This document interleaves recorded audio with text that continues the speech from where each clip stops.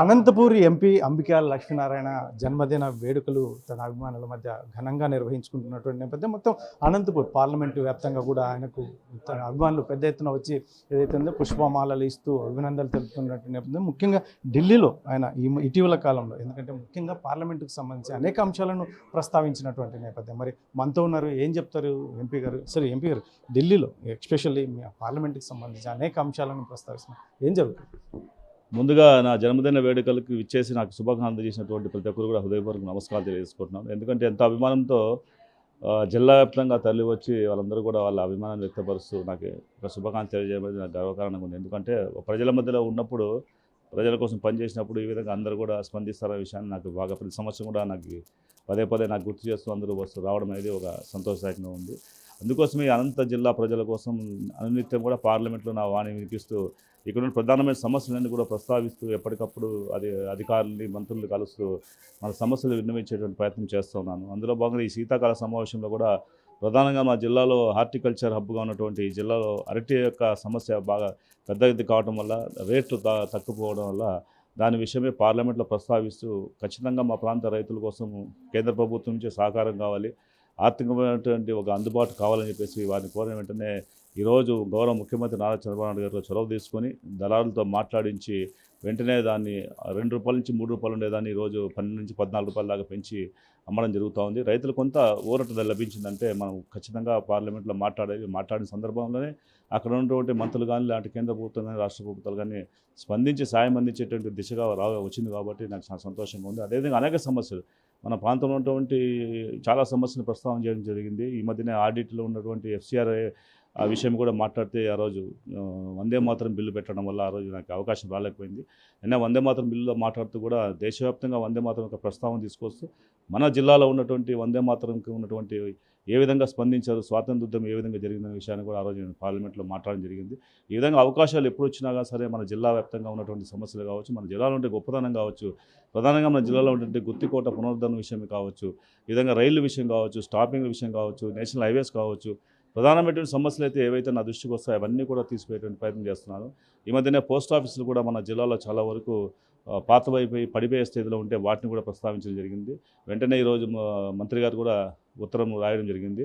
మీ ప్రాంతంలో ఉన్నటువంటి పోస్ట్ ఆఫీసులు ఏవైతే పునర్నిర్మాణం కావాలో, కొత్తవి కావాలో మీ లిస్ట్ ఇవ్వటి ఇమ్మని చెప్పి వాళ్ళు చెప్పడం కూడా జరిగింది. కాబట్టి ఈ విధంగా ప్రధానంగా బాగా చర్చ జరుగుతున్నటువంటి అంశం, మీరు ఎంపీ అయిన తర్వాత అరటి రైతులు ముఖ్యంగా అరటిని ఎక్స్పోర్ట్ చేయడానికి ఒక ట్రైన్ కూడా ఏర్పాటు చేసి ఆ కార్యక్రమాన్ని నిర్వహించారు. కాకపోతే సమస్యల్లో ఉన్నప్పుడు, సంక్షోభంలో ఉన్న సమయంలో ఎంపీ కనిపించలేకుండా పోయాడు, అసలు రైతుల పక్షాన ఎక్కడ మాట్లాడలేదనేది ఒకటి ప్రతిపక్షాలు ఆరోపిస్తున్నాడు. దీన్ని ఏం సమస్య వచ్చిన టైంలో నేను పార్లమెంట్ సెషన్ జరుగుతున్నాను అండి. పార్లమెంట్ సెషన్లో ప్రస్తావిస్తే దాని ఉపయోగం ఉంటుంది, కానీ ఇక్కడ నేను ఉండటం వల్ల ఉపయోగం లేదు. కాబట్టి నేను అక్కడే కూర్చొని వెంటనే సమస్యను తీసుకొని ప్రశ్నోత్తర సమయంలో వేసుకొని ప్రశ్న తీసుకొని వెంటనే సమస్యను మాట్లాడడం వల్ల ఈరోజు మినిమం రేట్ అన్నా మన కనీసం రావడం జరుగుతుంది. కాబట్టి నేను గ్రౌండ్లో ఉన్నా, పార్లమెంట్లో ఉన్నా, ఎక్కడున్నా సరే మన జిల్లా యొక్క సమస్యలే నేను ప్రధానంగా డిమాండ్ చేస్తూ ఉంటాను. ఎందుకంటే ఆ సమస్య ఆ రోజు ప్రస్తావన చేయడం వల్లనే వెంటనే గౌరవ ముఖ్యమంత్రి గారు కూడా అశ్విని వైష్ణవ్ గారికి వెంటనే లెటర్ రాయటము, మా వచ్చేటువంటి బోగీస్, రైల్వే బోగీస్ కూడా ఏవైతే ఆ రోజు శీతలీకరణ సంబంధించినటువంటి బోగీస్, ఎందుకంటే కోల్డ్ స్టోరేజ్ సంబంధించిన బోగీస్లోనే వెళ్ళాలి అరటి. కాబట్టి ఆ బోగీస్ అక్కడి నుంచి ఖాళీగా వచ్చినప్పుడు ఒక రేట్ వేస్తున్నారు, మళ్ళీ తిరిగి లోడ్ అయినప్పుడు మళ్ళీ సేమ్ రేట్ వేస్తున్నారు. కాబట్టి రైతులకి నష్టం జరుగుతూ ఉంది. మీరు కనీసం 50% డిస్కౌంట్ అనే ఇవ్వండి, అంటే వన్ సైడ్ ఫ్రీ ఇచ్చి వన్ సైడ్ మాత్రమే బిల్లు వేయమని చెప్పేసి మేము అడగడం, అదే విషయాన్ని గౌరవ ముఖ్యమంత్రి గారు అశ్విని వైష్ణవ్ గారు చెప్పడము, అది వెంటనే డిస్కషన్లో కూడా పెట్టడం జరుగుతూ ఉంది. కాబట్టి ఈ విధంగా సమస్యలు నేను ఖచ్చితంగా పార్లమెంట్లో ప్రధానమైన సమస్యలు తీసుకొచ్చే ప్రయత్నం చేస్తున్నాను. అరటికి గతంలో మనకి ఇక్కడ అతివృష్టి కలిగినప్పుడు పంట నష్టపోతే నేనే స్వయాన వెళ్ళి రైతులు పరామర్శ చేసి ఆ ప్రాంతాల్లో పర్యటన చేయడం కూడా మీకు గుర్తే ఉంటుంది. ఎందుకంటే ప్రధానమైన సమస్య ఎప్పుడు వచ్చినా సరే స్పందించేటువంటి మనస్తత్వం ఉన్నవాడిని. ముఖ్యంగా 2 సంవత్సరాలు పూర్తవుతున్నాడు నేపథ్యం, ముఖ్యంగా మీరు ఎంపీగా బాధ్యతలు తలకెత్తుకున్న తర్వాత అయితే ఈ 2 సంవత్సరాల కాలం ఎలా అనిపిస్తుంది? సంతృప్తి అనిపిస్తుందా? మీరు ఇంకా చేయాల్సిన గోల్స్ ఏంటి అసలు? చాలా సంతోషం, ఎందుకంటే ఎవరికి రాని అవకాశాలు నాకు వచ్చిన పార్లమెంట్లో మాట్లాడే అవకాశం వచ్చింది. దాదాపు ఇప్పటికే 12 సార్లు నేను అనేక సమస్యల పట్ల మాట్లాడే అవకాశం రావడం మీద నాకు అదృష్టంగా భావిస్తున్నాను. ఇంకా పెద్ద ఎత్తున మన సమస్యలన్నీ కూడా ప్రస్తావించే కోసం నేను ఎప్పుడు కూడా నిరంతరం కృషి చేస్తూనే ఉంటాను. నేనైతే 2 సంవత్సరాల కాలంలో అనంతపురం జిల్లాకు రావాల్సినటువంటి అనేక సమస్యలు మాట్లాడడం అనేది నాకు ఒక మంచి అవకాశంగా నేను భావిస్తున్నాను. ఇంకా ముందు కూడా ఇంకా మన సమస్యల ప్రస్తావన తీసుకొస్తాను. ఈ జిల్లాని మంచి హార్టికల్చర్ హబ్గా తీసుకొచ్చి ఈరోజు దేశవ్యాప్తంగా ఉన్నటువంటి అన్ని రాష్ట్రాల కంటే కూడా ఉన్నతమైన స్థాయికి తీసుకెళ్ళేటువంటి ఆలోచనతో ఉన్నాను. అందువలన ఈరోజు ఒక క్లస్టర్ బనానా క్లస్టర్ కూడా తీసుకురావడం జరుగుతూ ఉంది. బనానా క్లస్టర్ ఇక్కడ ఏర్పాటైతే తద్వారా మార్కెటింగ్ కావచ్చు, రైతులు పంట పండించే విధానం కావచ్చు, టెక్నికల్గా ఉన్నటువంటి విషయాలు వాళ్ళు ఆకలింపు చేసుకొని పంట వేరే రాష్ట్రాల పంట కూడా కాంపిటీషన్ చేదాకా కావచ్చు, కోల్డ్ స్టోరేజ్ కావచ్చు, ఇవన్నీ కూడా ఆ క్లస్టర్ ద్వారా కూడా ఏర్పాటవుతున్నాయి.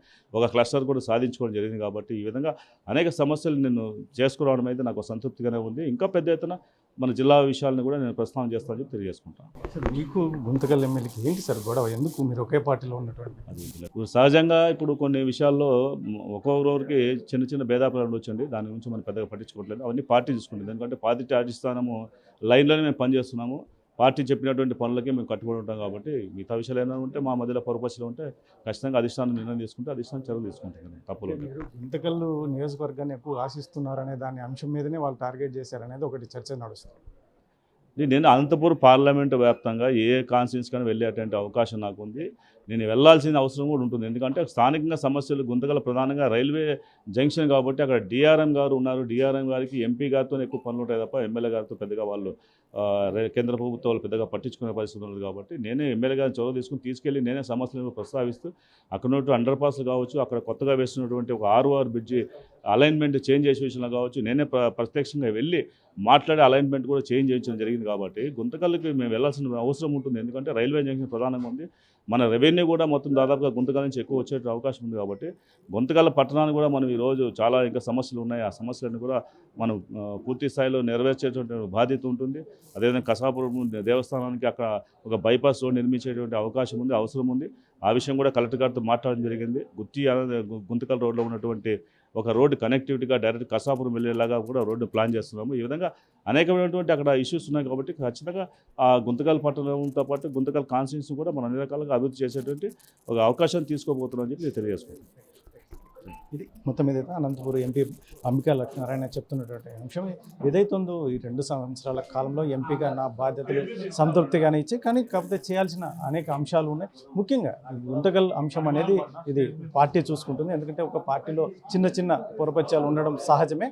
కాకపోతే అది పార్టీ అధిష్టానం చూసుకుంటుంది అని ఒకవైపు చెప్తున్నాయి. మరోవైపు ఎందుకంటే ముఖ్యంగా గుంతకల్కి ఎక్కువగా వెళ్ళాల్సిన అవసరం ఏమి అంటే అక్కడ జంక్షన్ ఉంటుంది, రైల్వే అధికారులు కావచ్చు, ఇప్పుడు ఎమ్మెల్యేని కావాలి ఎంపీతోనే ఎక్కువ. ఎందుకంటే అక్కడ చేయాల్సిన ఎన్నో అవసరాలు ఉన్నాయి. కాబట్టి నేను గుంతకల్కి వెళ్ళాల్సిన అవసరం ఉంది తప్ప నాకు ఎంపీ అభ్యర్థిని, ఎంపీ క్యాండిడేట్ నేను ఇక్కడ ఎంపీగా ఉన్నటువంటి నేపథ్యంలో అక్కడ అనేక అంశాలను దృష్టికి తీసుకెళ్ళి కేంద్ర ప్రభుత్వం దృష్టికి కూడా తీసుకెళ్లే అవకాశం ఉంటుంది. కాబట్టి నేను అక్కడికి వెళ్ళాల్సి ఉంటుంది తప్ప నాకు ఎటువంటి ఆలోచన లేదు అని చెప్పేసి అనంతపురం ఎంపీ అంబికా లక్ష్మీనారాయణ చెప్తున్నటువంటి పరిస్థితి. కెమెరా పర్సన్ సుధాకర్తో చెల్లాకినాయుడు, RTV అనంతపురం. చరిత్ర సృష్టించినోడు ఇప్పుడు ఆ చరిత్రని తిరగరాయబోతున్నాడు. అబద్ధాల గోడల్ని బద్దలు కొట్టి నిజాలను రాగా మీ ముందుంచబోతున్నాడు.